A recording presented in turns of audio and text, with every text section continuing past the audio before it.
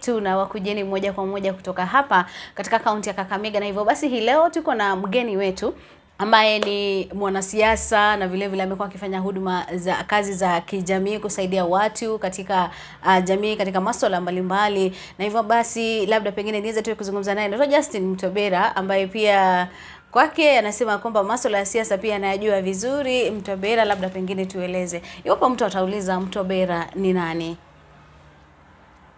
Kwanza kabisa nasema shukran kwa na wewe. Jambo la pili, kwa majina kamili ni Justin Makari Mutobera. Mimi ni mkazi wa Mumias Mashariki. Nimesaliwa kwa kijiji kinaitwa Manyasa, sublocation ya Bumini, kata ya East Wanga. Na nimesomea Bumini Primary School. Nilikuwa Bumini Primary School up to class 6. Nikaenda Mroni Primary School class 7 and 8. Hapo nikaenda St. Peter's Seminary form 1 to form 4.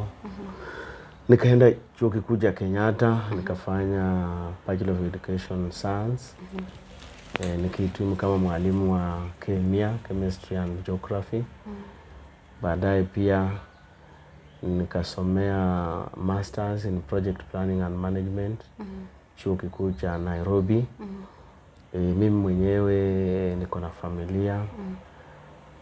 Nimefanya kazi kama mwalimu wa shule ya upili. Nikiwa shule ya upili kama mwalimu pia nimekuwa kocha ama mkufunzi wa mpira sana sana katika shule ya Muslim Primary Secondary School Mumias. Na pia nimekuwa mkurugenzi na mwanzilishi wa shirika lisilo la serikali linaloitwa Saipe, ambalo madhumuni yake sana ni kusaidia wale ambao hawajiwezi katika. Labda pengine kwa urefu Saipe inamaanisha nini haswa? Saipe kwa urefu ni support activities in poverty eradication and health. So vile nimesema ni non-governmental organization. Tunajishughulisha na mambo mengi. Jambo la kwanza na ambalo tulianza nalo ni awareness kwa mambo ya ukimwi na mambo ya sexual reproductive health. Tunasaidia watoto ambao hawajiwezi, hasa mayatima, kwenda shule kwa kulipa karo. Na mambo mengi ambayo inahusu elimu kama kujenga shule, mentoring ama mentorship ya watoto ambao tunasaidia. Pia tuna mambo ya ukulima ambao tunasaidia sana sana wale ambao ni guardians ya watoto ambao tunasupport. Wanalima ndizi, kuna wale wanapanda mboga, ng'ombe wa kisasa, mbuzi wa kisasa. Tuko kwa mambo ya maji. Tumekuwa tunatengeneza mito, especially the springs. So ni projects ambazo zinaendelea hadi sasa. Hadi sasa. So kwa jumla labda pengine tuseme Saipe imeweza kusaidia watu kama wangapi pale vijijini? Kwa upande ya sana Saipe sana watu wanaijua kwa mambo ya elimu. Kwa mambo ya elimu tumesaidia zaidi ya watoto 2,000, 1,500 kwa shule za sekondari, 300 kwa technical and diploma colleges, na 200 katika vyuo vikuu. Katika mambo ya awareness na kwa mambo ya HIV/AIDS tunaweza kuwa tumefikia zaidi ya watu 1,100. Na ikumbuke ya kwamba wakati tunaanza awareness ya Saipe na mambo ya HIV, tulikuwa tunafanya Butere Mumias. By then prevalence ya HIV ilikuwa 23%. Kwa sasa hivi tunapoongea iko karibu 4.6%.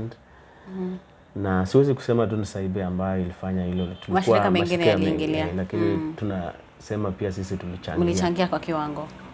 Kwa wale ambao wanafanya biashara ndogo ndogo tumeweza kufikia watu karibu 700. Kwa ukulima wa ng'ombe na mbuzi wa maziwa tumefikia karibu watu 300. Katika mambo ya NHIF tuliweza kushirikisha watu wengi sana kujiandikisha na mambo ya NHIF. Tulifikisha katika karibu watu 3,500. Katika mradi wa maji tumeweza kuprotect springs over a period of like 10 years. Springs kama 200.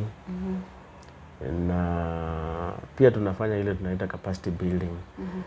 Sisi sasa tunafanya na vikundi. Wakati tunapata vijana, wamama na wale ambao tunafanya nao kwa jamii, tunaweka kwa vikundi.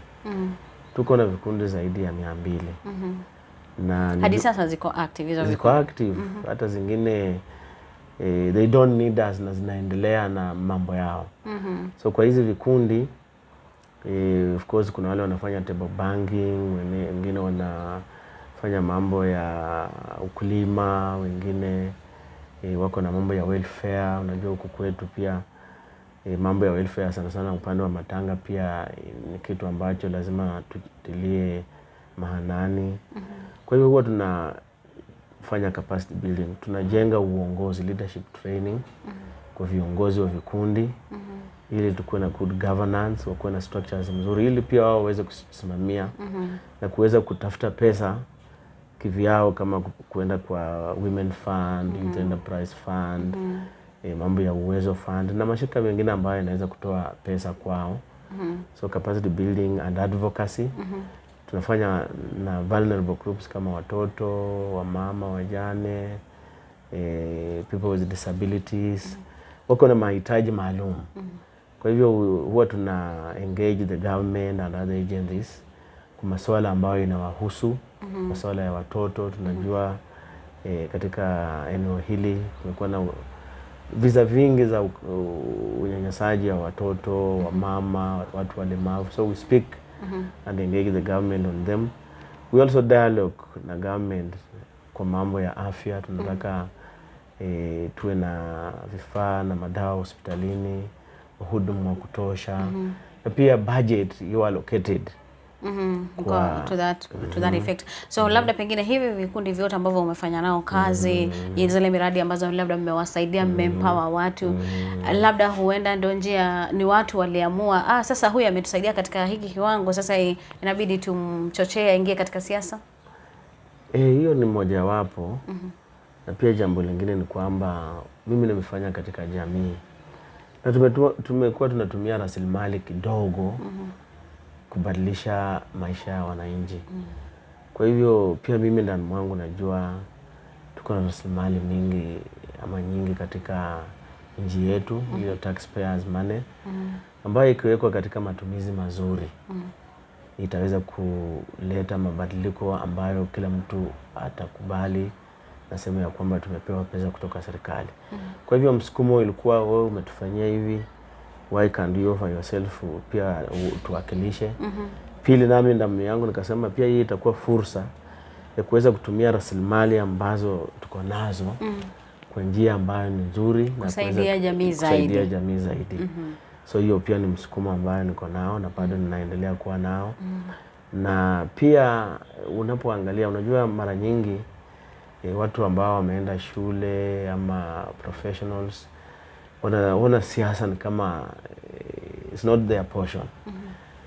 Hivyo tunapea wale ambao pengine wanaingia kwa siasa bila maadili mazuri kuendelea kufanya mambo ambayo sio mazuri. So kitu kizuri ni pia wewe ingia ndani ili mabadiliko uyalete ukiwa ndani.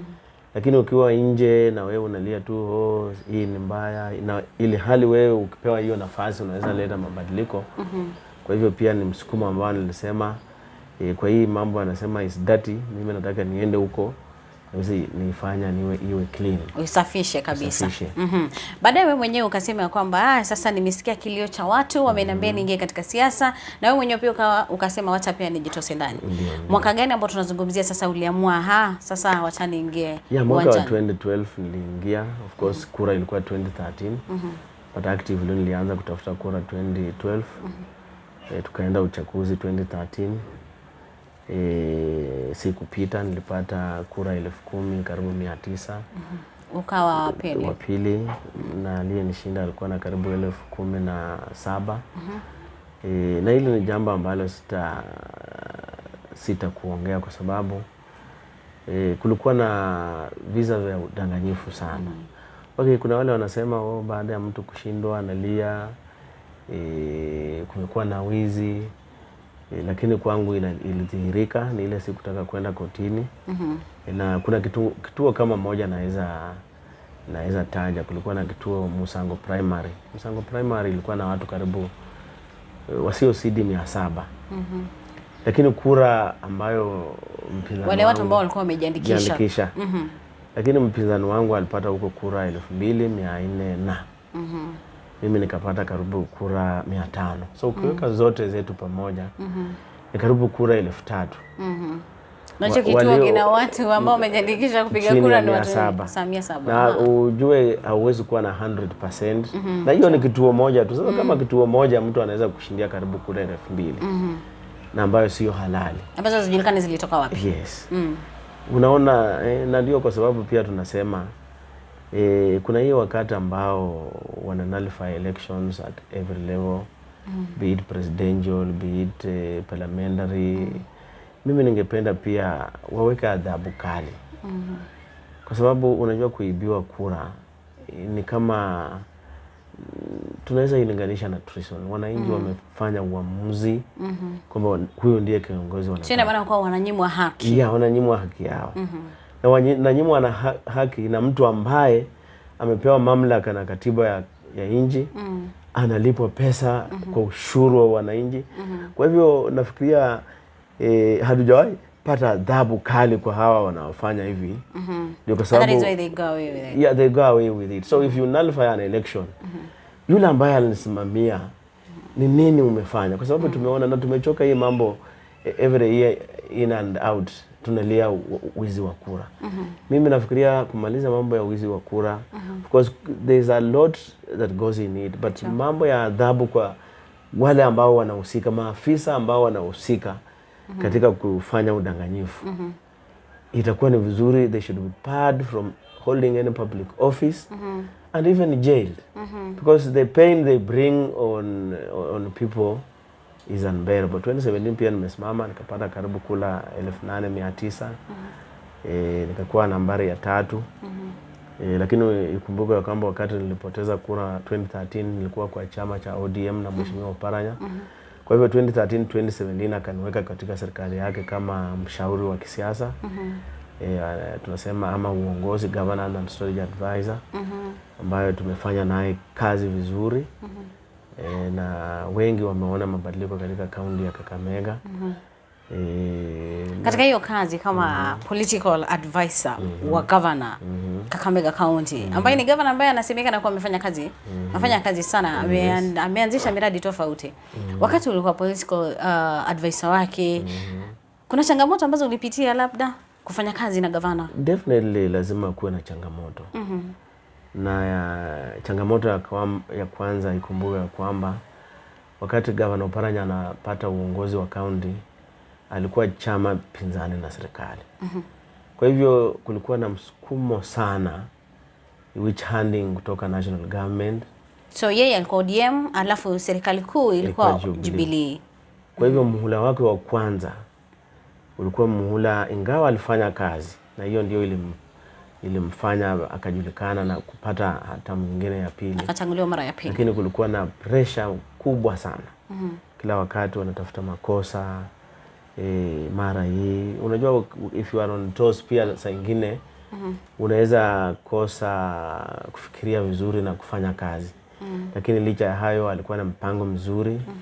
And is a man I can vouch for in terms of development and planning. Ni mzuri, ameiweka kaunti yetu katika ramani ya taifa na kitaifa. Na amepea pia changamoto viongozi wengine one outside Kakamega County ya kwamba inawezekana. Pili, tuambie wananchi wa Kenya ya kwamba ukatuzi unaweza fanya kazi. So kiongozi ambaye mnachagua awe kiongozi ambaye anaweza kuletea maendeleo, na muangalie track record. Watu wengi wanaangalia pesa ambazo watu wako nazo, na hiyo inawafumba macho from the true reality. Pili ni changamoto kwa yule ambaye anaenda kuchukua kushukani baada ya gavana, maana akimaliza vipindi vyake viwili kutakana kwa mwingine anaingia. So huyu anayekuja pia lazima awe anaweza kutosha katika viatu. Unafikiri kuna mmoja yeyote ambaye anaweza tosha katika vile viatu vya gavana? Hawezi kosa kwa sababu naye lazima kuwe na mtu. Lakini huwezi pata watu wawili wanatoshana sifa ama akili na maarifa. Lakini Kakamega is not short of people ambao wataweza who can deliver wako. Okay. Na sasa huo wakati ambao umefanya kazi, umesema kwamba gavana amekuwa ni mle mtu ambaye anataka kazi ifanyike.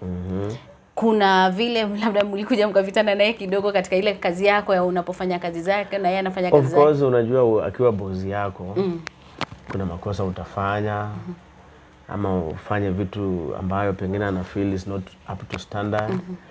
But I know yeye ni mtu anataka vitu ifanyike, siasa kando, urafiki kando, ufanye mambo vile inatakana, is hands on. Si mtu atakuachia tu kazi uende huko, hiyo ndio naita delegation but with supervision. Na ni mtu ambaye ana akili, is very bright, very intelligent, kwa sababu nakumbuka ukienda kwake na reports ambazo they don't add up. Definitely he will send you away until you come up with a document that is up to standard. Nakumbuka kuna siku nilienda nimeandika kitu kwake na akasoma akaniambia okay, umeandika kitu lakini unajua wewe umenipea changamoto na haujanipea suluhisho. So next time ukuja kwangu niambie these are the challenges and these are the proposed solutions. So that because I'm looking at very many things. So I don't have time, but provoke my thinking so that I can improve on what you have or just take. So he's someone when actually he's a manager professionally akiwa afisini. Uparanya watu wanaona kwa jukwaa. In 1 out of 10, let me ask you. In 1 out of 10, how will you rate him as a I'll give him 8. I'll give him 8. Yeah, which is a big percentage. Yeah, sure, yeah. Okay. So people say most of the people that wanajiriwa pale katika county unakuta ni wale friends or quote in quote or you know wana reward wale watu ambao wamepoteza viti vyao, kama vile wewe ulikuwa unamsema vizuri, ulikuwa umeanguka then baadaye ukakuja ukapewa nafasi. Unajua siasa ni interest na siasa ni team. Na kwa team kuna wale watapata na wale ambao hawatapata. Na pia wakati unaunda serikali na watu ambao they believe in your cause. Wanaweza kuwa marafiki, some of them hata wanaweza kuwa relatives. Kitu ya maana ni kwamba unajua for example mheshimiwa Oparanya hangechukua Khalwale ampe waziri unless they have sat down and overcome the differences ambazo walikuwa nazo after 2017. Kwa hivyo the world over, hata wakiangalia Marekani. So you get people wenye wanaweza kukusaidia kufanya kazi na ambao pia wako kwa mrengo wako. Na wanaweza kukusaidia kusukuma ile vision yako. Because utapata watu wametoka from another political ideology. They don't believe in what you believe in. So they will just mess you up. They'll be like stumbling blocks. Yeah, they'll be stumbling. So lazima upate watu ambao, of course there are positions you take technocrats ambao hawana mrengo wote, lakini kwa hizi ni nafasi kama waziri, nafasi kama advisors, hiyo lazima uchukue watu ambao unawafahamu because that is the face. Na unajua jambo lolote linapotendeka katika serikali, hata ikue mtu wa chini, lawama inaenda kwa ile ambaye ni msimamizi mkubwa. Kama gavana sasa yeye amebeba yote. Kama nasa anafukuza mgonjwa kule Sahanati ambapo hata gavana hayuko, inakuwa ni gavana. Kama hawa askari kwa maarufu kanjo, pengine wameenda kufanya kazi mahali lete uharibifu, inakuwa ni. Kwa hivyo katika siasa the world over, wakati unatengeneza serikali na watu ambao mko mrengo mmoja, watu ambao unajua they believe in your vision, they carry it on. Otherwise utapata watu ndio wanapata mshahara but they sabotage your work. Sure. Mbunge wa Mumias Mashariki Benjamin Washali amesema kuwa hasimami tena. Wewe umejaribu mara ya kwanza, ya pili, saa hizi sijui kama utaingia uwanjani mara ya tatu? Kwanza niseme ya kwamba Mheshimiwa Washali amefanya ile anaweza kwa wakazi wa Mumias East. Definitely kuna mazuri, kuna yale tumemkosoa kwa kutofanya. Kwa hivyo watu wa Mumias East wako na nafasi ya kuchagua kiongozi mwingine ambaye sasa ataendeleza hiyo kazi mahali ameachia. Na wakati anatangaza kutoka, mimi nilikuwa nimeamua kwamba nataka kwenda kwa siasa ya county. Nilikuwa nataka nitafute mwenzangu rafiki, tuweze kutembea pamoja, tutengeneze serikali ya county. Na huo msimamo bado sija labda kwenda katika siasa za county. Tunazungumzia wadhifa upi? Okay, katika siasa ya wadhifa wa county tuko na nyadhifa nyingi. Lakini mimi ningependa nifanye na mtu ambaye atakuwa governor katika serikali inayokuja. Naye kama nitapata naibu ya governor ama something equivalent. Unajua siasa vile ilivyo sasa lazima uwe mtu wa give and take. Kuna watu wamekuja pamoja ambao hawajakuwa pamoja. Kwa hivyo that expands the team. Na in a team you will find some adjustments. Sure. Lakini so far kuna wale tumeongea nao na we are focused. Kama mimi mtu ambaye natoka the Southern region, tupartner up na mtu anatoka Northern region ili tuone kama tunaweza tengeneza serikali. Jambo la pili ni kwamba okay, kuna wale wanasema hiyo ni siasa kwamba nilisema nimeenda county sasa kwa sababu nafasi imerudi kwa constituency nirudi. Mimi nasema ya kwamba kwanza nishukuru watu wa Mumias East wame support all this long. Number 2, mimi nimeenda kwao mimi mwenyewe nikawaambia sitasimama kura ya ubunge. Katika hali ya maadili, hata kama wanataka nirudi, sio vizuri sisi kusema maneno na tena baadaye tunakuja tunakeuka na kujifanya hatukuyasema. Kwa hivyo kwa sasa you want to stick by your word. I want to stick by my word. So kuna mtu yeyote labda pengine unaunga mkono huko? Yeah, definitely I'm in discussion and let it be on record. Tuko in discussion na Mheshimiwa Savula. So unajua pia he has a choice. Eventually he'll choose who to work with. But mazungumzo yetu yako mbali. Tunatembea kwa rallies pamoja, tunaongea na wananchi. So natarajia kama hakutakuwa na mabadiliko, yeye ndiye nitafanya naye kazi. Na labda huko Mumias East, tunatarajia labda kama sio huu mwaka ujao, baada ya miaka 5 labda tunatarajia bado utaenda bado kuwaomba watu nafasi ya kuwa kiongozi wao bado, ama wewe umeona sasa hizi siasa za eneo bunge umezipita, sasa wewe umeenda ukienda? Hauwezi kata tamaa na pia kukataa opportunities ambazo zinakuja. Lakini wacha kwanza tufocus kwa hii account kwa sababu tukiipata then haitakuwa na maana tena kurudi kuwania ubunge.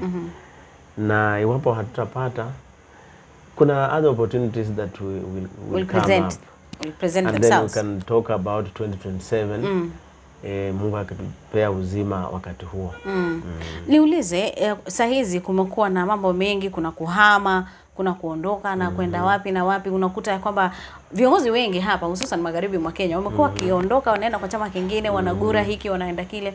Unafikiria pia ni kitu kimoja ambacho umesema kwamba unamunga mkono Savula ambaye pia amesimama ugavana. Na ni kitu ambacho pia amefanya, amegura ANC, amejikuta ameingia katika DAP. Unafikiria ni kitu ambacho kinaweza watatiza kidogo upande wa uungwaji mkono na wakazi hapa? Kwanza kabisa ikumbukwe ya kwamba huu ni msimu katika soka. Kama msimu umeisha, kuna wachezaji wanatoka hii timu wanaenda pale. Timu moja inapoteza mchezaji mzuri ambayo pengine wangetegemea sana kwa kufunga mabao ama kuwa mlinzi. Lakini kama timu mara nyingi wao huenda kwa sababu ya zile pesa. Sasa ina maana kuwa hapa vile watu wanagura kwa sababu ya pesa. Unajua what triggered, and I think I should be record what triggered movement ya watu katika ANC. Sana sana ndio chama imeona watu wakisonga. Ni uamuzi wa Mheshimiwa Musalia. Kwanza Mheshimiwa Musalia ako na haki ya kama mwananchi wa Kenya kufanya uamuzi wake kisiasa. Kwa hivyo we should respect it. Na pia yeye respect wale ambao watasema hatuwezi kwenda na wewe. Because katika siasa kuna mambo mengi. Lakini wengi walianza kuondoka mapema hata kabla hajatangaza, kabla ya mtetemeko. Lakini kabla ya mtetemeko mmesikia pia hata kwa social media ilikuwa inasemekana anaenda. In fact kama hangaenda sasa ingekuwa ya kwamba ni ile ilikuwa porojo. Lakini ilimetokea wazi ya kwamba ameenda. Mahali hapo sisi tunamtakia kila laheri. Na vile nimesema kwa sababu Mheshimiwa Sabula amehamia Azimio na DAP in particular, pia tuko huko na yeye kwa sababu you know once it's like the head. The head, if the head turns and the trailer remains stagnant, unajua kutakuwa na ajali. Either tail itaanguka. There'll be, so definitely tumesonga wote. Na bado tunaendelea kuona kwa sababu mimi bado naona we have not seen the last yet in terms of defections. Bado zipo wakati wale ambao wako serikalini wana resign tarehe 9. Expect kuna wale pengine hata mawaziri wako kwa wana support Uhuru, utapata wako na Ruto. Kuna wale wako kwa Ruto, utapata wako kwa ni msimu wa kuhama. Na watu wanahama kulingana na maadili yao na what they believe in the parties. So huo ni msimu. Na pia ikumbuko ya kwamba kama mimi nilikuwa na muunga mkono Mheshimiwa Musalia kwa sababu alikuwa amesema anaenda hadi debe. So wakati amesema anaenda kusupport mwingine, mpaka sasa hizi ameshikilia anaenda debeni, ikawa ngumu. Wewe umeona magazeti leo inasema vile serikali itagawanywa, lakini haja mwenyewe hajasema, hajatamka. Unajua mambo yakianza kutoka hivyo yametoka. Na West join, unajua yeye amesema West join sana sana watu wake kama Malala anasema West join Raila kwa sababu is their competitor. Sasa if they are also going, isn't Ruto their competitor? So kuna mwashirio ya kwamba there is one who is senior than there. So wacha tungoje, lakini wakati ameenda kule hata akirudi unless Ruto asimame kura. What if isemekane kwamba sasa Ruto anasema Musalia Tosha? Hiyo itakuwa tena another earthquake. Mtarudi drawing board. Definitely, and I can tell you if that happens, watu wataenda na Musalia.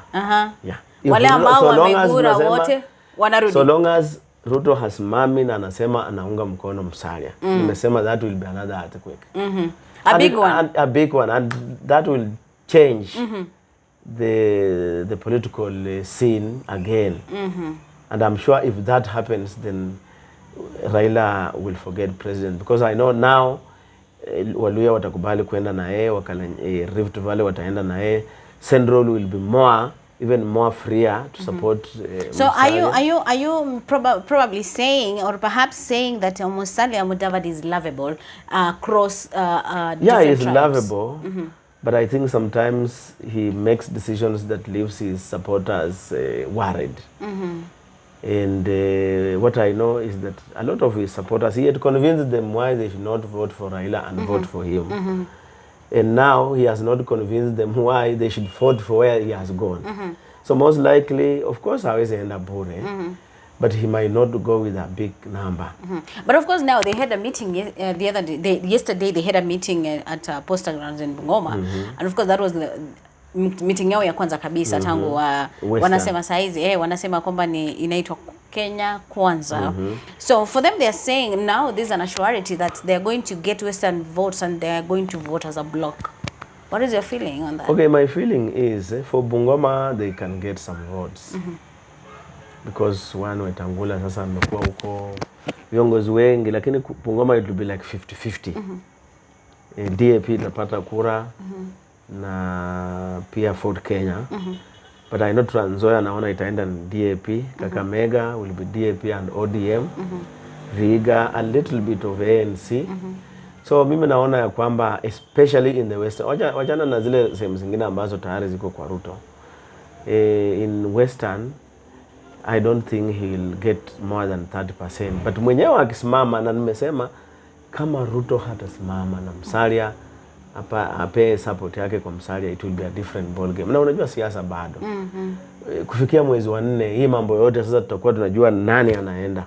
But for now I think watu wanaona he has let them down, including myself.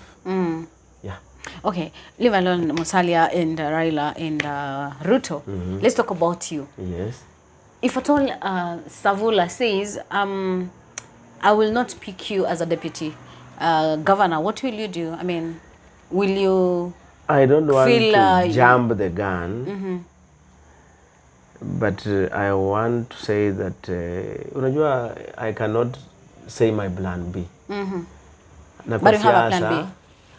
Kwa siasa uweze enda siasa mkono moja. For example, it was very clear 2013 to 2022 that Uhuru will back Ruto. Sure. But unaona sivyo. It was even unlikely that Uhuru will support Raila. Sahi they are best of friends. It was even, I'm telling you, it was a shocker for Musalia to go to Ruto. So these things are possible. But all of them they didn't happen. So you're saying you have shock absorbers for that? Definitely, for the time I've been in politics. Lazima kama ni nomination ushike ticket. Kama ni kura wa hesabu wa kutangaza. Lakini kama hiyo haijatendeka, you still unaachia Mungu. If that doesn't happen, you won't feel like, you won't regret, especially right now the people are calling for you, people are calling ukuje bunge. It is not like cast in stone. Lazima nikuwe deputy governor. Pia mimi najaribu, you know, wacha nikuambie, I'm not the only candidate. Kuna wale pia wanataka. So kulingana na vile sisi tutacheza siasa yetu, ndivyo pengine mheshimiwa Savula atasema okay, I can settle on you. So as of now, it is not 100%. Okay. There's a probability of getting and also not getting. But hata hivyo mimi nimesema unajua unaweza kutaka kile na hiki kikuje. Okay. In this realignment ambayo imekuwa ya Azimio, kuna DAP imekuja, kuna ODM for example, wanaweza fika mahali wanasema okay, Savula sasa wewe ni governor, Fernandes wewe ni deputy. Na unajua they are the main opponents. So wewe ukiingia pale katikati, unless baraza aseme no, so lazima nao ujipange nini unaweza pata katika hiyo. So they'll be like, Savula has this. So there are opportunities, that is what you're saying. Yeah. There are opportunities. So huwezi kosa sehemu ambayo unaweza jishikilia. Kitu ya maana is to be part of a team that will bring change and change that people of Kakamega and people of this country will love to have going forward.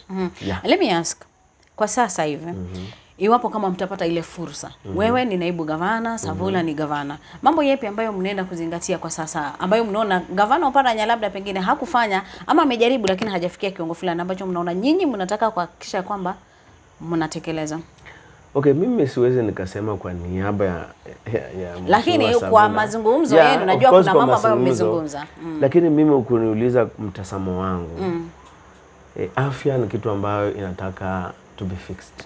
Kweli ni kwamba hali ya hospitali yetu si nzuri sana. Mheshimiwa amejaribu infrastructure, amejenga, amejaribu ameweka staff, but we need to work on mambo ya drugs and service to the people, quality service and cost, because watu wengi unapata wanaosha mashamba, so we can do some health financing that can help our people to access quality health care.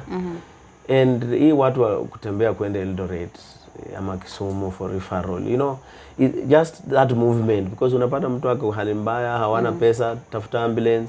So if we can partner now that there's a medical school upper most, we partner with the referral hospital ambayo inajengwa hapa Kakamega, ili tuwe na serious referral hospital ambayo hata inaweza kuwa ina serve region ya huku kwetu. So afya needs a lot of fixing. Of course, sasa tunataka watu wapate pesa mfukoni. So we have to work on how do we get cottage industries, biashara zile ambazo watu wanafanya ambazo that can generate income kwa watu wetu. Hapa we are endowed mambo ya kilimo. Ni hapi tunaweza fanya kwa kilimo, na hiyo ndio italeta the biggest change in terms of economy ya Kakamega ni kilimo. Kuna kilimo ya miwa ambayo tutaiendeleza. Na tuangalie pia miradi ingine ya ukulima wa ng'ombe wa maziwa, mbuzi wa maziwa, mboga. You know, we are just next to Kisumu Airport, Eldoret. We can do serious horticulture. Na tupeleke chakula huko nje na watu wetu wapate pesa. So getting money in our pockets, the infrastructure is there, we shall build on it. Barabara tuendelee kutengeneza, lakini hii barabara itumike tu bodaboda kupita, bodaboda apite na mzigo, anaenda anapeleka market. Bodaboda akirudi anarudi na pesa na mama, anapeleka benki ama anaenda kulipa karo. Jambo lingine ambalo naona ni mambo ya maji. Kaunti yetu, I think less than 10% has piped water. Na we may struggle so much kuleta mambo. What do you mean 10%? Like less than 10%? Yes. Oparanya had a project, Matsu Kumukuru. No, it has not taken off well, and I wouldn't want even to talk about it, but that is an opportunity I've seen. Because unajua, there are basic things that people need. For example, enda Shanda market. Shanda market, wako na maji, piped water, and less than even 3% ya watu wa Shanda to that market wana access hiyo maji. So we need to have, because when you want people also, mtu atoke badala ya kuishi Kakamega aishi Shanda ama aishi Siru, you know, you are pulling pressure out of town, and huyu maana ameenda atafanya biashara, atanunua, so you building that economy. So if we improve the infrastructure ya maji katika urban centers zetu zenye ziko rural areas, hii maji pia inaweza tumika hata kwa kilimo. Hii maji, I think that we say water is life. So for me, water is very, very important. And we are struggling, lazima tutoe maji, sijui Nzoia, tusafishe. But our people are using springs. You know, we have never taken an opportunity to see what can we do to these springs in this village. For example, to itengeneze vizuri. Most of them don't dry. Yes, they don't. To protect vizuri. We even now have a solar pump. Now we pump water out to the nearby people. It will be much cost effective than hizi miradi zenye tunafikiria kubwa ambazo they take time to work. So for me, water is very crucial. We have the entertainment and sports industry. Our young people, most of them pia wanaenda hizo areas. So how do we improve them so that it can be a good source of income? Culture. So how are you planning to improve them? Because as it is, we have some programs that zinyimanzisha. Na badai kulikuwa na oparanya super cup ama sijui governor super cup or something like that. Yeah, those are things we need to pick up and see. For example, kuna. But it started when you were there at the county. What happened? I cannot, you know, I was not like the one running directly. Day. Yeah, you know directly. But I know it didn't go well, and that's why they just abandoned it. But you know, with the interest for me, I'm interested in talent, sports, and soccer. So, and you are seeing how, if like we had 10 Marigas or 20 Marigas in this county, how much money will they bring? But again, it is having them is one thing, but how to get them, you know, to that level? What are these programs that probably you guys are planning we should start developing talent at a tender So we need an academy. age. We will have an academy around. And if they are there, you know, sometimes we don't have to start something when there's something else. Sure. So you see, those that are there, tunaweza fanya nini so that we improve them. And we are not talking hapa, where do we have, there are young people, they will call you, nimetengeneza wimbo, nataka kurecord. Can we have like a place where this young person mwenye hana hela lakini ni mwimbaji mzuri can go record his music, is supported to market, then from there when he comes next anaambia bwana, sasa ile tulikusaidia, that was our package, one send off, sasa hii sasa pia lipa na tusaidie mwingi. So there are so many ways we can uplift our people, and we shall find ourselves a big market, a big destination. Kuna culture. Hapa tuna Namongo shrines, Siko. How are we tapping them? There is the circuit. Kuna the forest, there is the crying stone. You know what is the circuit yenye watu wanaweza tembea. And we earn. Ukienda kule Buchifi, there is a very good. But hey, I heard the other day, like when you're talking of the forest, Kakamega Forest is the only rainforest forest in East and Central Africa. Yes. You can imagine. I mean, I was like, wow. Yes, it is. So how are we protecting it? This is a resource. And how are we using it to as a tourist attraction side to our county? Let people come visit, but let them not just visit the forest. Let them know ukitoka hapo unaweza enda Crying Stone, there's the Nabongo Shrine. Ukienda kule Bichifi, there's like an oxbow leg. Very good sites. So those are things that we can now start promoting and marketing, that one will give our people jobs, create more opportunities, and two, also market the county as a good destination area. So they have quite a number. And then, of course, another thing that I would really want us to invest in is human capital. One, capacity building of our staff in terms of on-job training and in-service, those support wasome, ukiwa kazini ama wape scholarship ya kusoma kujiendeleza. And number two, also remuneration. You know, if you want to your staff to deliver, you must also remunerate. Sure. So we want to see not that one sector, like if you look at the county, the sector that strikes mainly is health. And in health, there's the kind of the clinical officers, nurses, and doctors. Sure. So unapata hao ndio wanaongezwa mshahara tu. So where are the rest? So, and you know, by law, it's like there's a yearly increment, but there's also a period over which someone should move the next job group. Of course, there are issues about the wage bill and all that. But you see, if you have this number of staff, and the staff stagnates for 10 years, you know, serikali inaibia mfanyakazi wake. So we don't want a situation where staffs feel they are stagnating. It kills their morale. So this is something that I feel that the next government should really look at, that irrespective of whether you are striking or not, we are looking at your welfare, you are getting the promotion that you deserve. Of course, we know there is a point where you cannot go without a particular qualification. So haitakuwa that you have 300 people on job group Q. Because to be in job group Q, maybe wanasema you must have a master's, you know, so there will be natural attrition. Na mtu akifika mahali anasema hata yenyewe I cannot move further. But staff and remuneration, staff improvement is something, including even supporting their working environment. How do they have enough working equipment? Wako na kalamu, wako na vitabu, stationery. Do they have even toilet paper? Do you even have a toilet for them? You know, can they get tea at the workplace? Right now is the order of the day. We have these young mothers, not really young mothers, but mothers who have young kids. Mama ako kazini, ndio, you've given her the leave, but she's feeling niko na mtoto hata sijui ako namna gani. So she's not even attending. But if you build some center, like in each sub-county where there are more workers, and you said, okay, mama kama uko within a specific period, unaweza leta mtoto wako akae hapa, so that they can come in, breastfeed them. And you know, even mambo ya breastfeeding is a healthy issue.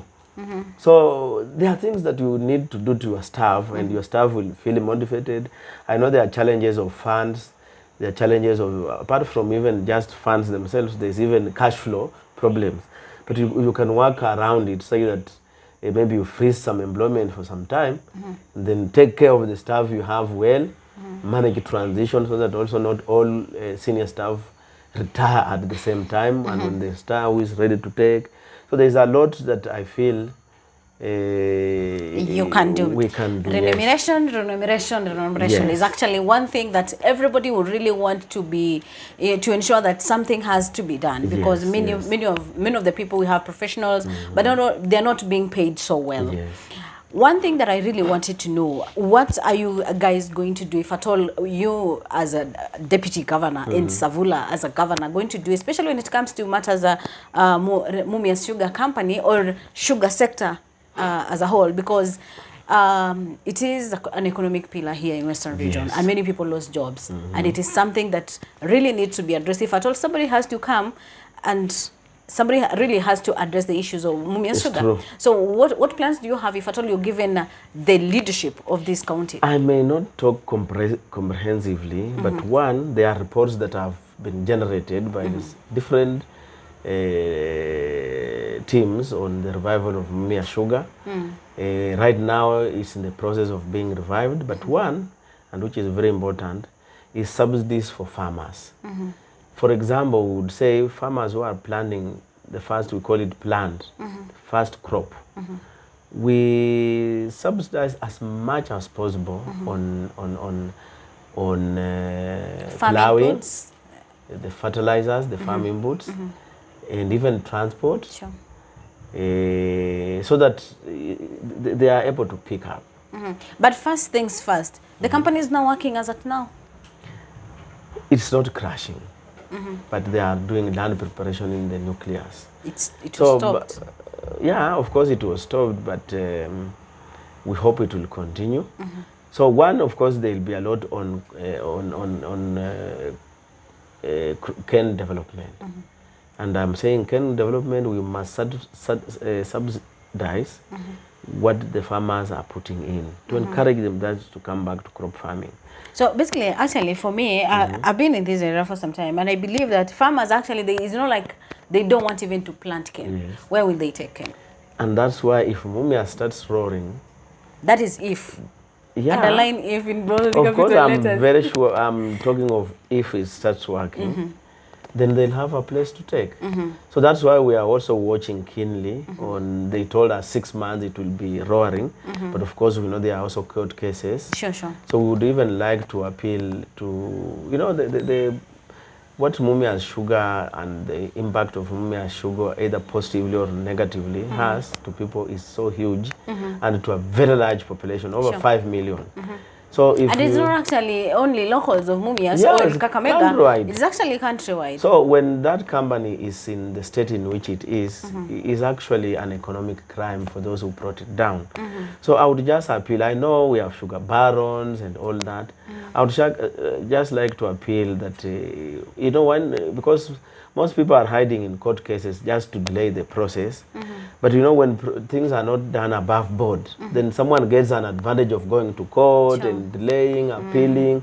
So I would just request that now the president uses his prerogative as a president and just orders these fellows out, we move, because we cannot continue allowing millions of Kenyans to suffer because of one person who is interested that maybe if Mumias is not functioning, he will supply sugar and get all the profit by himself, or because he is not given, so he wants to frustrate that person who has been given. So I think for me, as a county, you know, you can't work alone. We might want to put some resources on cane that will go towards cane development. But again, the larger picture is we hope that the president that will be elected in August will really now take matters sugarcane in his heart and know that this is a national problem affecting mainly the western region. And if we are talking of economic empowerment and growth, allow this company to start production and manage those who are trying to block, because the issue here is just block Mumias from crashing, and then there'll endlessly be a market for sugar, which now they can go and import and sell. But still, even if we were to import like 20-30%, that is good enough for anybody who is doing business in the sugar sector. And somebody will ask, you've been a leader here, Yes. and of course, you know, most of the time, especially when it comes to electioneering period, Yes. these people always come and they start politicking. You know, there is always politics around Mumias Sugar revival, Mumias Sugar, we are coming to do this. If you give us the opportunity, we're going to do this and that.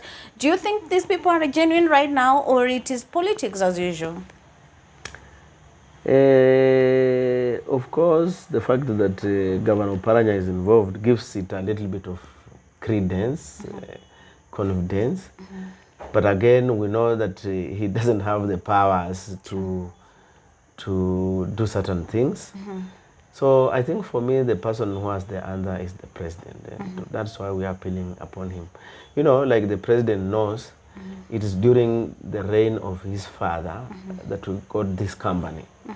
And we've been very happy. So we would also, although he started going down before he came in, but I think the gift he can give the people of Mumias and the people of Western Kenya, that he leaves the company standing the way his father did. We shall be very grateful. We shall pray for him. Went to visit the president.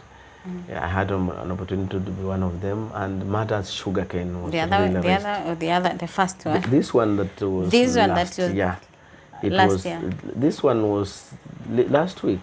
Oh, last week you were part of the meeting, yes. the delegation. Okay. And I was very happy that. So this issue of Mumias sugar was discussed. Yes, and the president said now he doesn't want just to talk from Nairobi. He's coming to the ground. So we when are we expecting eagerly. him? I can't tell, but he made a promise that he's going to come and see what he can do. But I think my appeal to him is that this is a gift that we are given by his father, and it has. Actually, we are who we are because of Mumias sugar. Now that you've said that you've been part of the delegation from the Mlembe Nation that went to meet the president the other day, people were saying those people who have gone are Timbokrats.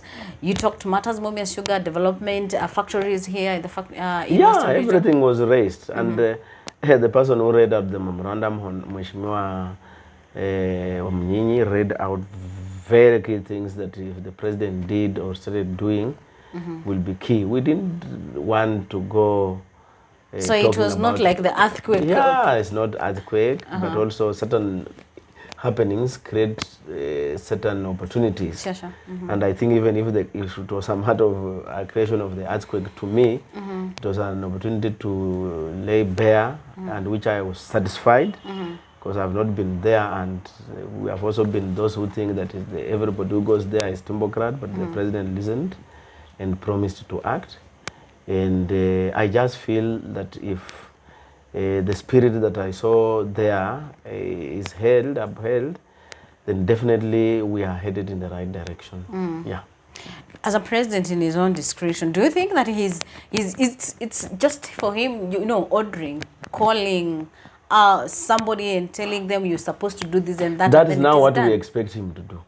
Because you see, the president has brought money to Mumias sugar, and it has just been like money thrown into a hole. Even if you'll be like, now, why should I take money to a place where, but what we just appeal, and personally I would just appeal. You know, the debts that Mumias sugar has, these are debts that can be restructured. And even the president just says, because actually most of the debts are government debts. We have KRA, we have NHIF, all that. Yeah, of course now the big KCB. And like we have done a lot of business with KCB since Mumias started.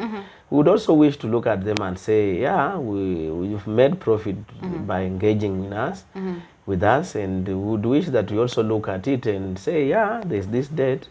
And of course, I know sometimes it's not just that easy to write off a debt. But if there's that possibility of KCB saying, yes, we can write off, or even bring someone who can clear this debt as soon as possible. Because my problem, and I have no problem with Sarai, but the period is going to take to pay the debt. You know, a lot is going to happen. There's climate change, so you never know if our farms will be able to in 20 years to produce cane. So we would like that there is a negotiation that is able to pay as soon as possible, so that so that we are not held hostage by KCB, because for another 20 years we shall not be able to do, and other creditors. So for me, I was like, if Mumias is up and running and is on his feet, definitely that period should be reduced. We want to be freed, not to be captive of it. And I think that is my appeal to Sarai and KCB, that they renegotiate, that the term is reduced. And this can happen if the president so orders. So do you think that what is happening right now at Mumias Sugar Company is actually politics? Because as it is, we have people who have gone to court. Do you think it is politics, or we have sugar barons who don't want this factory to I thrive? think it is both. But what I know is that the politicians don't know what is happening. But the bigger picture is the sugar barons. You know, sugarcane is the only cash crop with barons. So we have drug barons and all that, but it's only sugarcane that has drug barons, the only crop. Okay. So a lot of these things you see in court and even some politicians moving around, it's just mind games of sugar barons, and they enjoy, because the more Mumias stays the way it is, the better for them, because they'll be market. So the larger picture is the sugar barons. But of course, again, as a factor or as a sector, there is always good if we have competition. And you realize that some of the managers, or rather the owners of some of the factories, they also were among the bidders. Do you think it was okay for them to do that, or if at all they are given that opportunity to be, you know, to manage Mumias Sugar as well, and yet they have other factories? Farmers will be like, we want the competition so that at least you get to know how much you're going to be paid in terms of the time. Yeah, I think there is law that says someone should not control this percentage of the market. And I think I was reading that's why some people lost. So again, if we allow someone to own too much, then we are going back to monopoly. Monopoly, yeah. So we should allow business and avoid a situation where one person controlling like 60%, 50%. They can hold us at random. They can wake up and close their business, but they know they are creating an opportunity for importation. You know, a lot of these people in the sugar industry, players, they are also connected to one politician and leader or another. So they are able to enjoy some protection, which we may not know. But the truth remains, to avoid monopoly, let as many players as possible come. And two, if there's anybody also who feels that he wants to bring a company, let them be allowed and put somewhere, so that we avoid this issue of I must have it, I must have it, it should be Mumias. They should leave Mumias to move forward. And one caution that I want to give to Sarai is that, and that's why people are a bit skeptical. We know that there's one former manager who made this company collapse. He went ahead to be a governor in one of the counties. And we've seen a lot of his cronies now, again, very many of them around Sarai. So that's what is raising eyebrows. And if Sarai will not be careful, people will not now mind even refusing to, and this one I want anybody who thinks that I'm lying will bear witness at one point. People will be like, we can't benefit the same manager who brought back down this company so that he comes back and buys it. So if you know of such a manager, it would be so important that you disassociate with them so that you gain the confidence. Whatever you are seeing, especially the people, the locals who are opposing, they have seen a lot of cronies and who are even goons who are harassing people during the regime of the other manager who led to the collapse of the company. Now coming up and defending and saying we want this, we want this, and even threatening people. So we don't want that to happen. And they can also stop this by just providing the correct information to people. Because there's so much that is not clear. Do you think we have gaps, especially when it comes to matters regulation and laws? Yes, and that is one thing that they raised actually when with the president. There's a sugar bill that is supposed to go to the Senate. It was really raised that this is actually fast-tracked, so that now those areas that have not been having gray areas can now be sealed. Yeah. We've seen, of course, in the recent past, pressure after pressure, and we've had protest. Do you think is a way to go?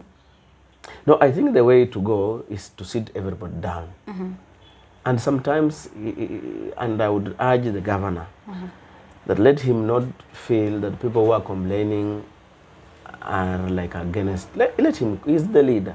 Give them an yes, ask them, come, let's sit. what are your issues? Because sometimes there could be people reporting to him things that because now they are in a certain camp, things that are false about the people who are protesting. Because I know some of them is because they don't have certain information. So they may just be like, could we be given this information and that's all we need? So for me it's about, let us avoid the pressers. Let us avoid saying we are for or we are against, and just sit down. And deliberate on the whole issue. Yes, deliberate as people who have interest in this company and move forward. So for me, I think that is the direction, and I'm calling upon the governor to just lead the path, because he was given this responsibility. One, as our governor, he was given a responsibility to sit on the task force by the president, and even the report said that the governor will now represent the interests of farmers. So let him listen to all farmers, to all factions, including employees, so that whoever has, whatever that can be done is done, whatever that can be done later, so that a program is drawn. And everybody sees that there is a transparent process that is aimed at reviving Mumias. But when you live the way it is, it's propaganda after propaganda. So you cannot tell which team is right, and you might find the team is right, that is right is like drowned into whatever that is happening. Yeah. I want you to give me an honest opinion on what you feel about some of the leaders, especially those who are not really gubernatorial, but who are vying for presidency. Let's start with probably Musalia Mudavadi. When you look at Musalia Mudavadi, what opinion do you have? I respect Musalia Mudavadi. Actually, he's a darling of Kenyans, but he's not a go-getter. So, and in politics, you take it. You are not given power. You take power. So that is now the missing link. Of course, we've seen him come out, but I think it's too late for 2022. So, and also, sometimes, as I said, I don't know what is the future, because we can move and you find Musalia president of this country. Sure. But as we speak, yes, he is still engulfed in the UDA. Actually, it's like UDA has swallowed ANC and Ford Kenya, or ANC and Ford Kenya are kids of UDA. But they're actually with the union. Yes, with the union, they have been overshadowed. So unless he comes out and and I said, if today Ruto and God forbid something happens to Ruto and Musalia is fronted, then Azimio will have a problem. People will have to go back to the drawing board. So for me, I can say he has all the qualities anybody would want for, Kenyans are wanting. But I think he has to now go back to the drawing board, organize his chessboard, and see where he went wrong. And one thing I want to say for sure, that he might not be very good at reading the public mood. In 2002 he didn't read well. He went with Moi, people were with Kibaki. 2013 again, I saw him missed. And I'm seeing him missing again. In 2022, I have nothing. It's a leader I respect. But here we are giving opinion, but opinion with respect. Yeah. Husky ground, inasema nini? Yeah. Okay, what about Ruto?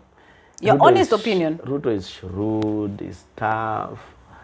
I think he's a go-getter. But one thing that lets him down, Kenyans want somebody who's humble. You could be a go-getter. He's not. They don't see him. They see him a little bit of arrogant. Although it would be a tactic, especially it sells well with his supporters. But of people who want to move and make a decision, they see him a bit arrogant. Why will you not vote for him?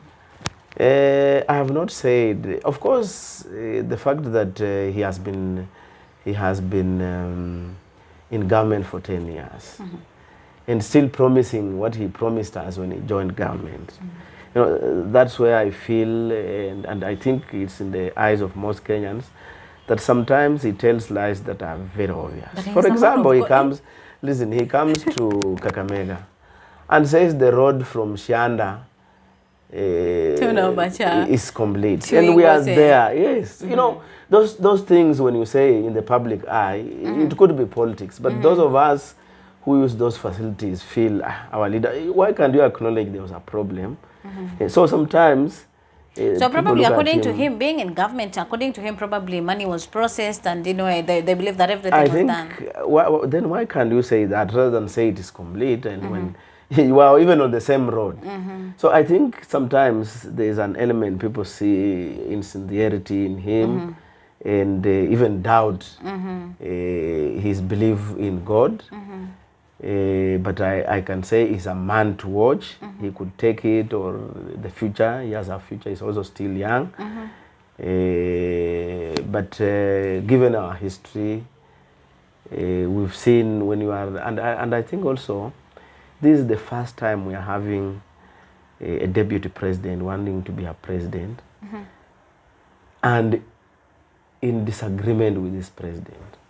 So that presents a very huge challenge to Ruto, because when he crosses barbs with the president, so people look at it as a sign of disrespect. You know, he's his boss, they have been good together, and his boss says, he asked him to wait, and he didn't want to hear. So he's trying to show that this is a guy who doesn't have respect for his boss. That has a big impact on his presidential bid, on people of Kenya who feel a leader should be humble, down to earth, and one who respects the authority. Yeah. Maybe from where you sit, where do you think this marriage, you know, they started having trouble, marriage between Uhuru and I don't want to speculate until the two of them will say. But you see, the president during the bombers where Ruto was said, they disagreed because he asked Ruto not to campaign for early campaigns, and he went on. So that's what the president said, that is what triggered their fallout. If there is anything more than that, I don't want to speculate. Yeah. And you've seen the president even fire some of his ministers for defying that particular rule.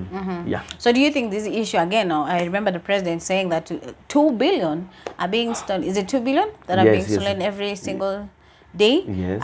Do you think also probably this could have been also triggered the whole thing, but because it was after that or during at that time when you realized that the president was also sacking, you know, some of the ministers allied to the deputy president?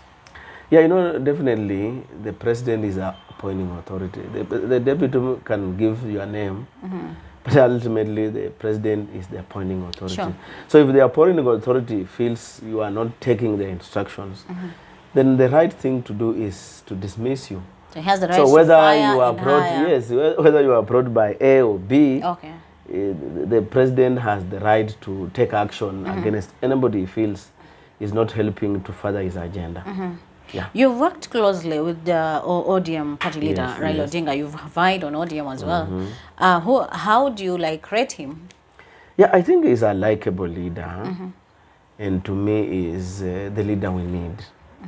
He has fought for the liberation we see, and even for these counties, you know. So he's not someone you can underrate.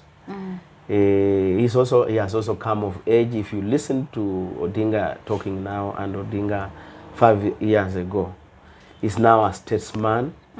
And there are two people I always loved in this country. One is the late former President Moi. You know, by virtue of just handing over power, you know, he learned. You know, Kenyans now knew that if a president loses hands over, although there was a problem with Kibaki, but eventually after his term ended, he handed over. So the transition of 202 that was peaceful, to me, is the biggest achievement, irrespective of whatever Moi did that happened to this country, because it put us on another, it was like a stepping stone in our democracy, because Moi had all it takes to say he's not handing over to Kibaki, and he could be life president. He had everything, and I can tell you, even the army, some of them cried when Moi went, but he said, my time has come, I have to go. So, and then two, Raila, in 2007, and even these other subsequent elections that he has lost, you know, there are people who have asked him to divide this country.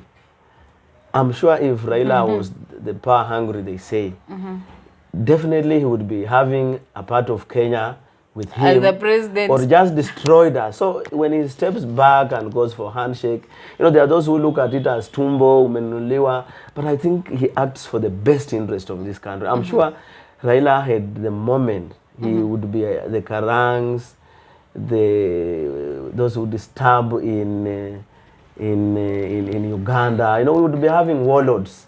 So for me, I look at him as a real statesman, and it's time we see what he can do, because if we look at his manifesto, nowadays he has not gone into those issues of Tusi Watu. He comes, tells you I'll be able to do this, and if you look at his programs, they are very appealing. There are those who are saying, if we are losing 2 billion per day, can we get 6,000 for value? And it works even in the West.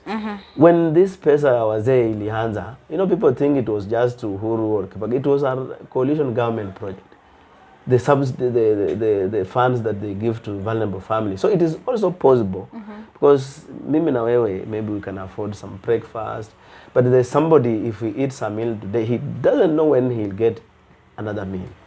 So okay, let me ask you. Just the other day, people are so many allied to Azimio have been complaining that Musalia Mudavadi's move to the union Kenya Kwanza with UDA was sort of betrayal, and they felt like this is not right. Yes. But of course, we've seen many people allied to Azimio. They have been, you know, abusing him in a way, saying he's a non-starter, saying he's blah blah blah and all that. Why?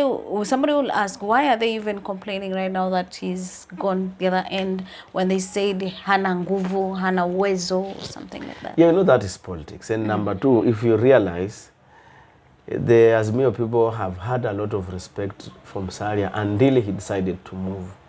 So, you know, now it's a package. No, but many people, many of the leaders that we've seen who are lied to, who have been with Musalia, wamekuwa kitu takataka and wherever. Yeah, so it's not. I don't see the respect per se where it was. No, before then, I think there was little attack to Musalia before he machungu yanatoka na wapi? That is what I wanted to know. Machungu yanatoka na wapi? Because umenisema kwamba mimi niko hivi, and you know, like, I think whatever, you know, ilifanya Musalia kuchukua ile hatua, it's like sasa hawa watu wamekuwa kinitukana all this time. Before that, so maybe niende huko ni wajoin aje. Before that, I think there was a ceasefire. You can look at all the, even when they were at Buhungu, all of them were just like, we have come here on that first, we are urging Musalia to come and work with her. But now that he's not working with them, then now they have to get away. Then send your agenda instead of kumtukana. Of course, definitely in politics. When you give me the microphone, you don't know what I'm going to say. Sure. And you may not control everybody. So there are those who, the agenda, piga Musalia, ama piga Ruto, ama piga Raila. It's happening across the political divide. So I know now Musalia is the latest kid on the block now to start either get, of course now what do UDA will be like, yes, this is the best. But now those who feel like he would have joined us. But again, my question is, has Musalia moved with people to UDA or not?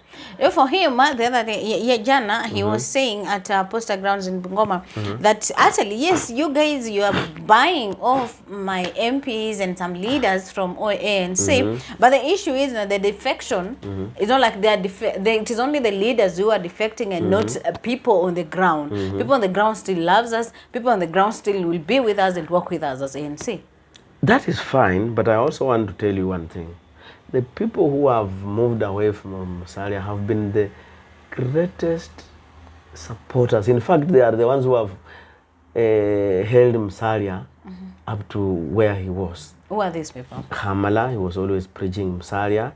Seka Miradi, Savula. But those are just the first time MPs. Let me tell you, these first time MPs have supporters. You know, this issue of dismissing leaders, that they have just moved. You know, when you are a national leader, you are not a grassroots leader. If you lose grassroots leader, there are people that you also lose that go with him.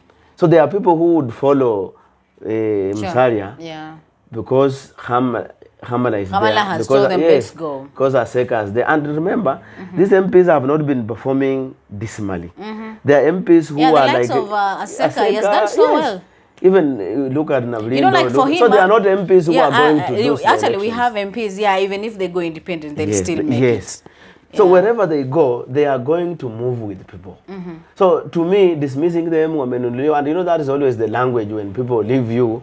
But probably but most of them are complaining, and this is something that maybe Musalia needs to listen and get, that they were not consulted. That some of them were even at Bomas, and they just saw things happen. Some moved even before the earthquake.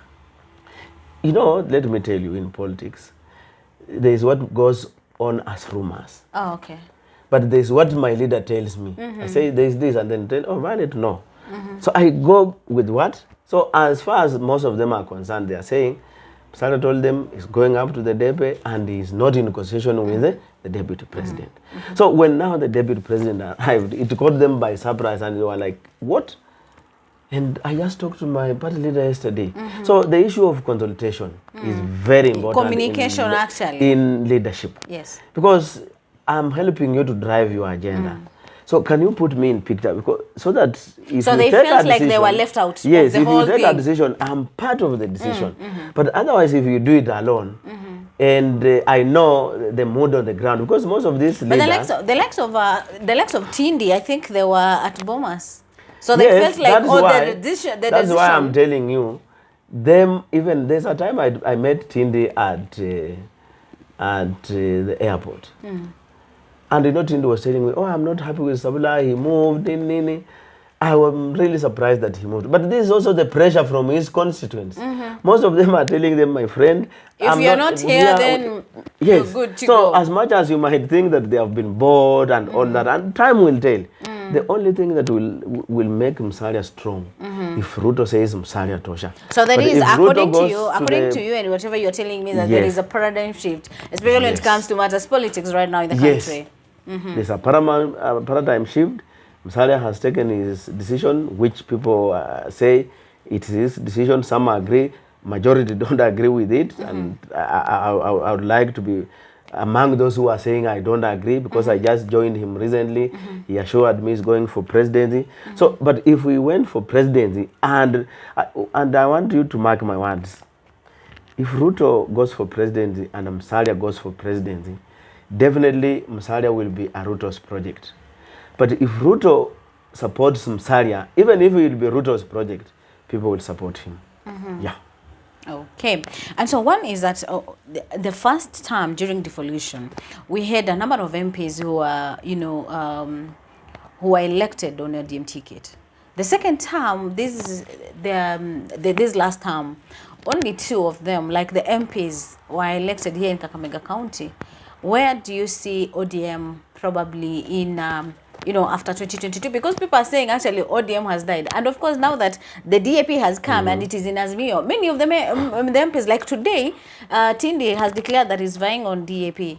Are we expecting to get some seats in ODM as well here in Kakamega County? Okay, I can't say yes or no, but what I want to say is that I think as an honest person, the governor at one point mishandled ODM in Kakamega. So people feel there's a time he neglected the party. And actually maybe he was also trying to form his party and all that, but now he has come back to ODM. So the fact that he didn't maintain the structures and allow, we want to allow dialogue. Because there are people, when you see Tindi going there, what has it that people who have left ANC will not get a nomination in ODM. So that's why they are running away. So it was upon the governor, who is the deputy leader of ODM in Kakamega, to assure anybody that he has no preferred candidates. So when Dean is going to DAP and the other day he was with Raila, they are saying we shall support Raila, but for the MP, we are going to DAP. And expect more. To say that. The issue is, ODM is a big party. So those squabbles where you are not sure if you will be elected, nomination. So most people are avoiding nominations that will not be managed well. So rather than be a casualty at nomination, let me use this Azimio vehicle, other vehicle, and reach. So Mheshimiwa Governor Oparanya has a big responsibility to assure his supporters, and especially good candidates, that they'll be given the ODM ticket. I know of some people who work with the governor and they are all over saying this one we shall not give him a ticket. And you know, when it comes to such people attribute it to him. Say huyu ndiye atapewa, huyu hebu nione vizuri. So that thing is affecting the party, and as a person who really loved ODM, I'll be doing disservice. And that even calls upon the party leader to also now come in and play his part as a party leader and say, no, now I'm taking shepherd of this process and assure. Because for me, if I was... From what I've heard, actually, from what I've heard is that they will not have actually the nominations per se. Yes. They will be picking on the strong candidates. So if you don't pick me, and I've left a place where I was assured of a ticket. So to avoid issues of being, you know, for politicians, this is the moment of reckoning. Sure. It's a moment where you make one mistake, you are done. So people are very cautious. And that's why DAP is a vehicle that, as much as anybody would want to say is a new party, but it's going to get seasoned politicians, and it might be a big challenge for ODM. Yeah.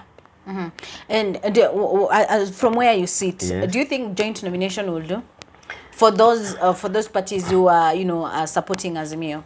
I think in areas where you feel UDA will take, then joint nomination will be better. But areas where you feel whether ODM or DAP or Jubilee will take, there's no need for joint nomination. Yeah. But again, if you are going to do joint nomination like for DAP and ODM, then it should be very clear how the process will be done. Very clear from the word go that we are going to do joint nomination. Where is the list for each of these members who will do joint nomination? So there's a load, but I know most people will want to resist joint nomination for just fear of ODM. They might domineer, they might command, and yeah. Some people are saying actually, Oparanya scared Mudavadi away from, you know, joining Azimio. I don't know if it is true or not. What do you think about that? I can tell you, if Musalia came, he would have drowned Oparanya. It is Musalia who has given Oparanya this limelight. So I think it would be the other way around. It should have been Oparanya fearing Musalia, but not. But if he came, he would have taken the space of Oparanya. But of course people are saying like akikuja sasa atapata nini hapo, because it's like sasa watu walikuwa shapanga huyu atachukua hiki achukue hiki. I've talked to Savula, and it's like ODM, or rather Raila, had offered Musalia to be his running mate. And they were going to see how to deal with the Central Kenya, but Musalia declined.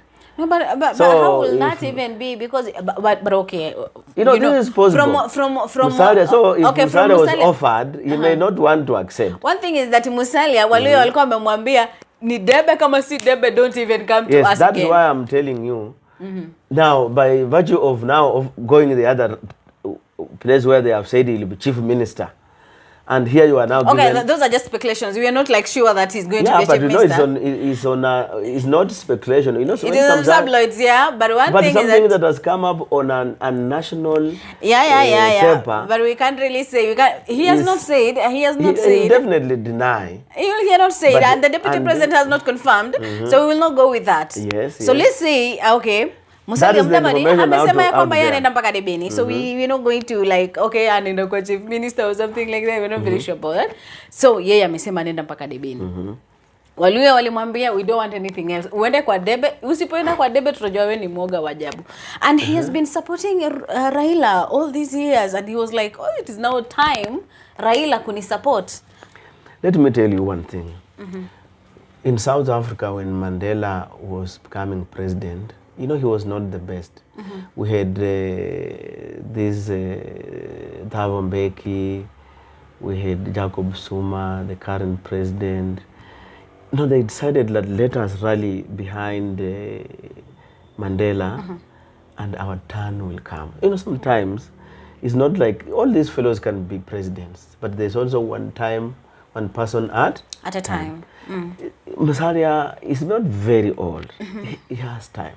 So some of these things, if you say my time will come and let this person. So I've just said that these fellows, the Akina Jacob Zuma, Akina Thabo Mbeki, Ramaphosa, they all rallied behind Mandela. And right now, each one of them is serving president.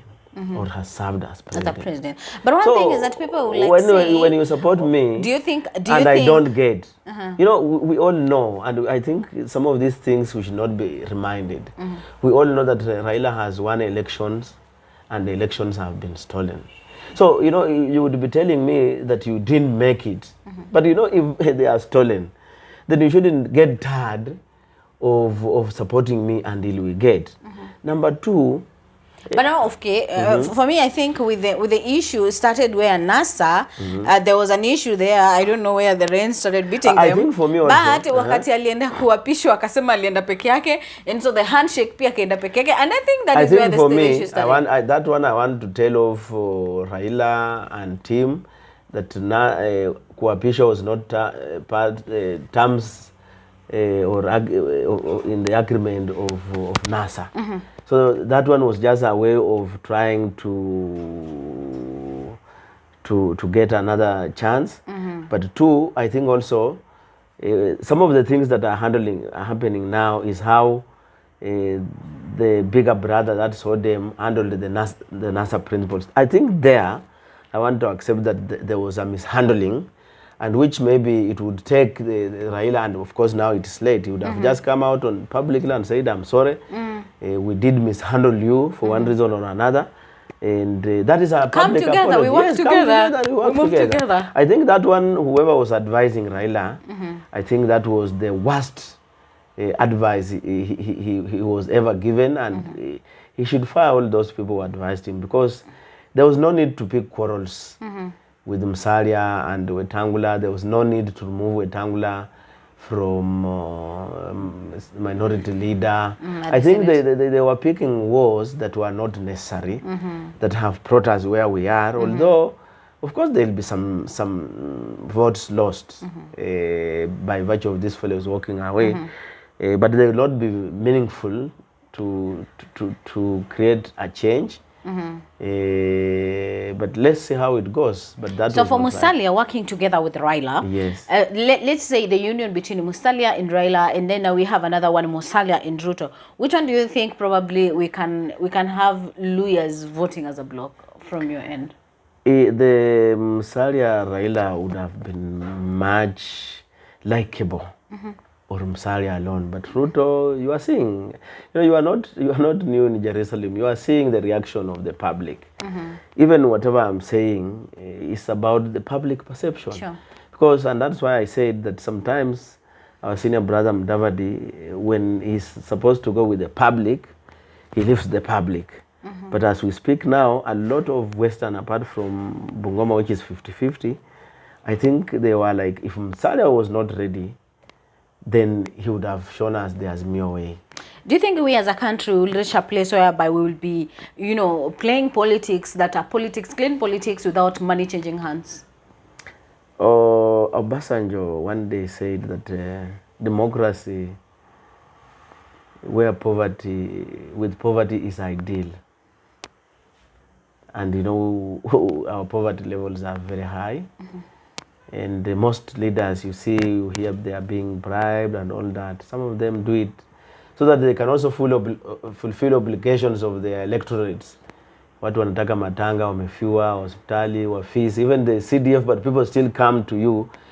So the demand of the electorates on our leaders makes our election very expensive, and therefore it will take a little bit of time and will put these people out of poverty. Then the politics of money, of course you need money for other logistics, but this aspect of bribery is not good. What we just want to see is an impartial ethics and corruption commission, which cracks down on everybody irrespective of their political divide. Because what has happened has a little bit shown that when you are in another camp, then and you are corrupt, you are charged, and when you are another one and corrupt, you are not. So we don't want the commission to take that, because it's an independent commission, and that will even give the war of corruption a little bit of energy, a little bit of success. But where we charge people on corruption matters, for the position, political position they hold, that is very unprofessional. And we want a country where, you know, you've seen in South Africa that a former president, a president was impeached and another one put in place. The same impeached president was jailed. You know, does it bring some sense that it's possible in Africa that we can have very independent institutions? And the former president Zuma was jailed for contempt of a very simple thing. He was just asked to go and defend himself in court, and he refused. And they put him in. All people, but you see, the issue is the rule of law, and it should apply equally to the mighty and the weak. Yeah. Okay. And from where you sit, yes. What do you think IBC has to do, especially to ensure that we, you know, because IBC has been another issue altogether. The other time, IBC needs credible officers. I think in terms of everything, law, it just needs, and I think this is a problem of Kenya. When you see people being corrupt, a police officer stopping a matatu and takes 100 shillings and 100 meters away, a serious accident of the same vehicle, someone who wants to evade to pay tax. So it has permeated into other sectors like IBC. So for me, IBC just needs, I don't know what we shall do to just get officers who are credible, officers who are like, if a Mama Mboga comes and says, and doesn't know how to read and write and says, I want Violet, they'll mark Violet for her and not Justin, because Justin has bribed them. That is how elections are lost. And so for me, as a country, we need to invest. And I think the next government, I hope, we need to invest on doing, creating issues of value system. I think values, we should just sing values, values, values, and we shall get it right. Otherwise, even with good machines, with good budget, without credible officers, we are still in. We want to say an officer who does not take orders. That is so independent as it is, because it is an independent commission. So I think for me, that is where we are. Of course, we know there are a lot of interest on IBC by people who want power. They might want to permit and do this and that. But I think we just need people who can say, yeah, you've said what you want to say, but this is what should be done. And you stick to it. It is better you are sacked, you are dismissed for standing for truth, than put this country into endless pain, endless squabbles after every 5 years. We are fighting because IBC did that. So credible poll officials is now what IBC needs, and we shall get it right. Wow, that's beautiful. Maybe your parting shots? My parting shot is that now we are going to elections. Another opportunity for people to evaluate. I want you to talk to that camera there.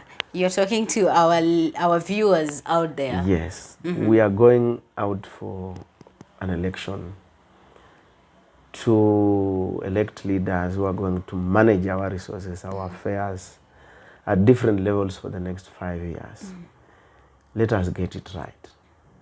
Let us not vote because someone has given me 5 shillings because of money, bribery.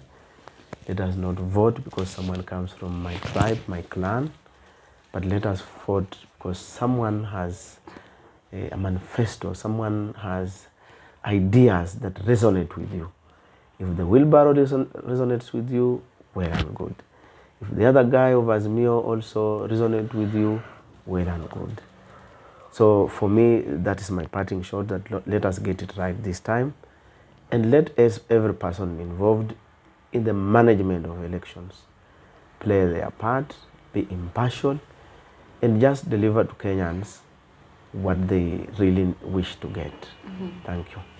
Thank you so much. A beautiful conversation there, and a beautiful parting shot from our guest today, Justin Mutobera. Of course, he's told us a number of stuff, and of course, for us, we also wish to tell our viewers out there and all Kenyans, of course, as we are heading to the general election, it is important that tudumishe amani. Now, all the time, if this person or rather this candidate hakufurahishi, then don't even bother. Just go and vote in your candidate and go home, relax and wait for the results. Kwa sisi hapa, kutoka hapa, sisi tunawatakini kila laheri, na tunaomba hapo chini katika comment section, tunaomba uweze kutupatia maoni yako, ni yepi ambayo ulitaka tuzungumzie na tuweza kuzungumzia, na pia tueleze ni kiongozi yupi mngependa tuweze kumhost katika show yetu, tuweze kuzungumza naye, uweze kumjua zaidi katika hii program yetu ya Mjue Kiongozi Wako, na sisi tutazidi kuwaletea hapa na tutazungumza na wao, na vile vile katika hiyo comment box, comment section, please usisahau kutuma maswali ambayo pia ungependa tuweze kuwauliza viongozi wetu.